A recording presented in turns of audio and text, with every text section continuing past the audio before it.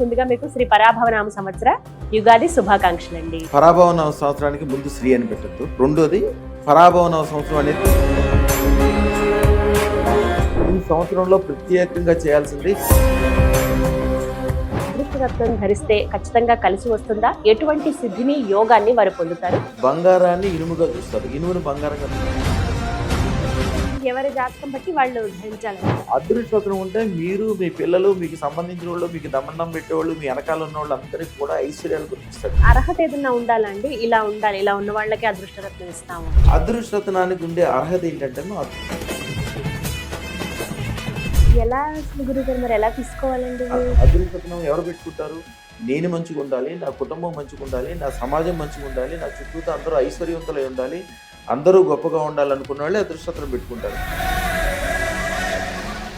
నమస్కారం అండి, సుమన్ టీవీకి స్వాగతం. నేను గీతాంజలి. ప్రపంచవ్యాప్తంగా కోట్లాది మంది భక్తులను తమ అదృష్ట రత్నాలతో సర్వ అష్ట ఐశ్వర్యవంతులుగా చేసి వాళ్ళకి ఉండేటువంటి కాలసర్ప దోషాలు, అలాగే బ్లాక్ మ్యాజిక్ కావచ్చు, కొంతమంది చేతబడులను వింటాము, దిక్కు దోషం కావచ్చు, అలాగే కష్ట నష్టాలు, ఇలా ఏవైనా సరే వెంటనే నివారించి కేవలం 9 రోజుల్లోనే వారి జీవితాలను స్వర్ణమయంగా చేసి అనితర సాధ్యమైన అద్భుత అక్షయ సిద్ధి పొందినటువంటి వారి చేతితో ఇచ్చే అదృష్ట రత్నం కోటి శుభాలు, సంతోషాలు, ఐశ్వర్యాలు కలుగజేస్తుంది.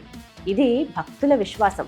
లక్షలాది మందిని జీరో నుంచి హీరోలుగా, గొప్ప ఐశ్వర్యవంతులుగా, పారిశ్రామికవేత్తలుగా, వ్యాపారవేత్తలుగా మార్చారు. అలనాటి ప్రధాని పివి నరసింహారావు గారి దగ్గర నుంచి ముఖ్యమంత్రి ఎన్టీ రామారావు గారు, కొణిజేటి రోషయ్య గారు, వారి దగ్గర నుండి ఈనాటి మల్లారెడ్డి గారి వరకు, అలాగే సినీ ప్రముఖులు చిరంజీవి గారు కావచ్చు, బాలకృష్ణ గారు కానీ, కేంద్రం అలాగే రాష్ట్రంలోని ప్రముఖులు వీరి అభిమానులే. వీరిచ్చేటువంటి అదృష్ట రత్నాన్ని ధరించి అద్భుతాలు జరుగుతాయని ప్రపంచవ్యాప్తంగా కోట్లాది మంది ఘంటాపథంగా చెబుతారు.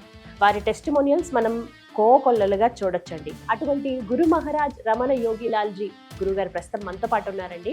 వారితో మాట్లాడి ఈ పరాభవనామ సంవత్సరంలో మనందరం కూడా అదృష్ట రత్నాన్ని ఖచ్చితంగా ధరించాలా, అసలు ఈ సంవత్సరం ఎలా ఉండబోతోంది, ఏ ఏ రాశుల వారికి ఎలా ఉంటుంది, వారు గనక అదృష్ట రత్నం ధరిస్తే ఖచ్చితంగా కలిసి వస్తుందా, ఎటువంటి సిద్ధిని యోగాన్ని వారు పొందుతారు, గురుగారి మాటల మీద తెలుసుకుందాం. నమస్కారం గురుగారు.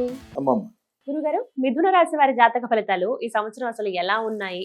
వారు విశేషంగా ఎటువంటి పరిహారం, అంటే మీరు తంత్ర ప్రక్రియ చెబుతారు, అది ఏది చేసుకోవాలి, అలాగే ఏదైనా మంత్రం తెలియచేయండి, ఎవరి ఆరాధన చేయాలి, వీరు కూడా ఈ సంవత్సరం అదృష్ట రత్నం ధరించాలా? ఓం నమో ఐం హ్రీం శ్రీం క్లీం క్లోం సౌహ అదృష్ట మహాలక్ష్మి అమ్మ. అమ్మ, మీరు ఇప్పుడు మిథున రాశి గురించి అడిగారు. చాలా అద్భుతమైన వాళ్ళు, తెలివైన వాళ్ళు, చాకచక్యం ఉంటుంది, అన్నీ ఉంటాయి, కానీ వాళ్ళకుండే లోపం ఏంటంటే మానసికంగా స్థిరత్వం ఉండదు. సరైన నిర్ణయాలు తీసుకోలేరు, ఒక నిర్ణయం మీద కూర్చోలేరు. వాళ్ళకి గనక స్థిరత్వం ఏర్పడిందా, అబ్బో వాళ్ళకి మించిన వాళ్ళు ప్రపంచంలో లేరు. ఆ అవకాశం ఈ సంవత్సరం ఉంది. ఎందుకంటే ఈ సంవత్సరంలో శత్రు పరాభవన సంవత్సరంలో అశ్వం మీద వచ్చిన మహావీరుడు వీళ్ళకి అండగా నిలబడి వీళ్ళు చేసే ప్రతి ఒక్కదాన్ని అనుకూలంగా చేస్తాడు. అదృష్టరత్న ధారణ ద్వారా వీళ్ళకి జరిగే లాభాన్ని అసలు మాటల్లో చెప్పలేము. ఆరోగ్యం వస్తుంది, ఆనందం వస్తుంది, తెలివితేటలతోటి, మొహం వెలుగుతోటి, లక్ష్మీ కటాక్షంతో అద్భుతాలు జరుగుతాయి. వీళ్ళు చిన్నప్పటి నుంచి అనుకున్న పనులన్నీ కూడా ఈ సంవత్సరంలో కార్యక్రమం మొదలు పెట్టుకోవాలి. తెల్లవారుజామున వీళ్ళు ఏ పని చేసినా కూడా తెల్లవారుజామున మొదలు పెట్టాలి. సూర్యుడు రాకముందే మొదలు పెట్టుకోవాలి.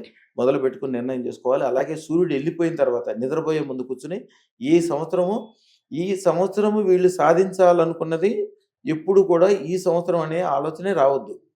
రాబోయే 10 తరాల తర్వాత, అంటే మినిమం 10 సంవత్సరాల నుంచి 100 సంవత్సరాల వరకు వీళ్ళ ఆలోచన ఉండాలి. అది పెట్టుకుంటేనే, అంటే ఒక్కసారి దూరదృష్టి ఏర్పడిన తర్వాత వీళ్ళకి రోజు దారి ఎత్తుకునే అవకాశం ఉండదు. లేకపోతే ఏమవుతుంది, ప్రతిరోజు వీళ్ళకి మనసు కొద్దిగా చంచలంగా ఉండటం వలన, రేపు ఎల్లుండి ఏంటని తెలవకపోవటం వలన ఎప్పటికప్పుడు పనులు వెనక్కి వెళ్ళిపోవటము, కొద్దిగా ఇబ్బందులు ఉండటము. అలాగే ఈ సంవత్సరం వీళ్ళకి కాలసర్ప దోషాలు, చేతబడులు, ఇట్లాంటి ఎవడెవరికో చేసిన వీళ్ళకి తగలటం, ఇట్లాంటి చెడులన్నీ కూడా చాలా జరిగే అవకాశం ఉంటుంది. అందుకని జాగ్రత్తగా ఉండాలి. రోజు లక్ష్మీదేవికి దండం పెట్టుకోవాలి. అదృష్టరత్న ధారణ అద్భుతంగా చేసుకుని వీలుంటే వీళ్ళ కుటుంబం, వీళ్ళకి గ్యారంటీగా ఈ సంవత్సరం అదృష్టరత్నం పెట్టుకుంటే ఒక ఇండస్ట్రీనో, వ్యాపారమో, వ్యవహారమో చాలా పెద్దవి చేసుకుంటారు. అసలు వాళ్ళ జీవితంలో లాభం ఒకటే తెలుస్తుంది, ఇంకా నష్టం అనేది తెలియదు. అద్భుతమైన లాభాలు కలుగుతాయి. కాబట్టి వీళ్ళు కొద్దిగా ఎక్కువ ఆకుపచ్చ రంగును వాడాలి. ఒక గుప్పుడు పెసలు తీసుకొచ్చి ఆ పెసల్ని ఒక పళ్ళెంలో పోసి దాంట్లో పైన దీపం వెలిగించి ఆ దీపంలో 5 రూపాయి బిళ్ళలు వేయాలి.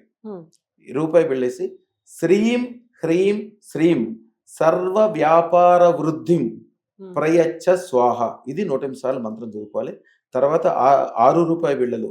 వీళ్ళు పెట్టబోయే 6 వ్యాపారాల్లో, 6 డీలర్షిప్లో, 6 ఆఫీసుల్లో, అన్ని చోట్ల అంటే 5 చోట్ల 5 పెట్టేసుకుని తర్వాత 6 దానికి సంబంధించింది అది మొదలు పెట్టగానే మళ్ళీ 7ది మొదలు పెట్టుకోవాలి. ఒక దాంతో ఆగద్దు. వీళ్ళు 100 పనులు చేస్తున్నా, 100 వ్యాపారాలు చేస్తున్నా, 100 వ్యవహారాలు చేస్తున్నా ఈ సంవత్సరం వీళ్ళకి లాభం అనేది తెలుస్తుంది. కంపల్సరీ అదృష్టం పెట్టుకోవాల్సిన దాంట్లో జాతకాల్లో వీళ్ళు ఒకళ్ళమ్మ.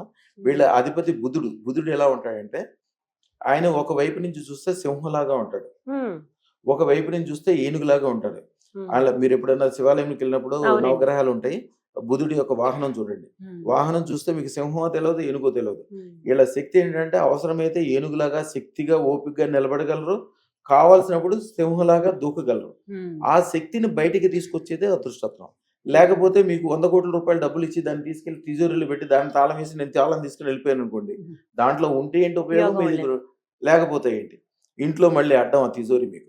దాని తాళం మీకు ఇస్తేనే మీకు ఉపయోగం. మీకు ఇచ్చే ఆ తాళమే అదృష్టత్వం. అదృష్టత్వం వచ్చిన తర్వాత మీరు ఆ 100 కోట్లు పైకి తీస్తారు, దాన్ని 1,00,000 కోట్లు కూడా చేస్తారు. అద్భుతమైన సంవత్సరం వీళ్ళకి ఇది. ఎందుకంటే మహావీరుడు వీళ్ళ వెనకాల ఉంటాడు ఈ సంవత్సరం. అమ్మ అద్భుతాలు జరుగుతాయి. శుభం బియాత్, శుభం బియాత్, శుభం బియాత్. నమస్కారం.